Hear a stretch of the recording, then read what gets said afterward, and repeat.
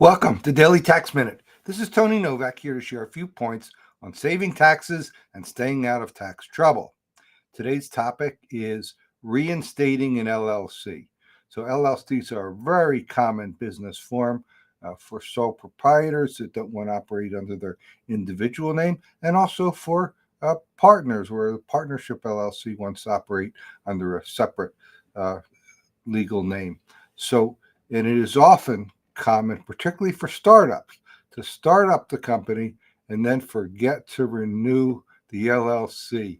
Most states, not all, but most states have an annual renewal requirement, refiling requirement. So I'm going to talk about New Jersey, and your state may be a little different, but in New Jersey, it's $75 a year, and there's a deadline, and it's an absolute deadline. And here it is, Saturday, November 30th, and today happens to be the deadline for one that I just thought I was just renewing, and it turns out that they had been expired and had to reinstate it for several years. This was the case where they started the business back in 2021, and just probably didn't know, didn't think of it, renewing it in 22, 23, and now it's 24. Or in many cases, cash flow is so tight that the businesses don't even know if they intend to keep going or if they can survive to continue going, or don't even have $75 in the bank account for that first year. So that happens. That's a real thing in small businesses. And then a few years later, they're doing much better and say, whoa,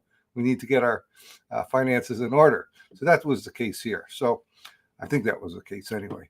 So in any event, the state is kind enough to take all of your money for all of those years at once. However, you have to check and see when your LLC expires, you lose the legal rights to hold that name. So you have to check and make sure that the name is still available. So that's a consideration. So that's one of the risks of not renewing. So I checked to saw the name was still available, and we were able to renew.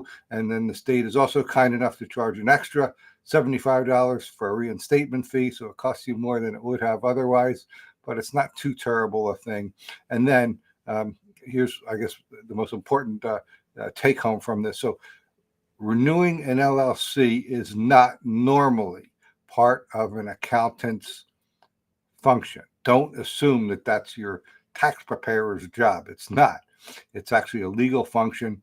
And as a outsider part-time CFO, I try to make the contract inclusive of a whole bunch of things, including this, that need to be taken care of for the company, particularly when it's a company where they don't have one person, sitting at a desk taking care of paperwork, as many of my construction and farming and fishery type of clients are. So they want one person just going to handle all the paperwork, just goes to the paperwork. So it falls in that category, but it's actually a legal issue. So love to hear your thoughts, comments, feedback about LLCs. We could go on for days and days and days talking about LLCs, and I'm sure it's going to come up in other episodes soon. But if you want to talk with me one-on-one, I'm happy to do that. Even this holiday weekend, I have some time available. Just schedule a call at taxproblems.ca.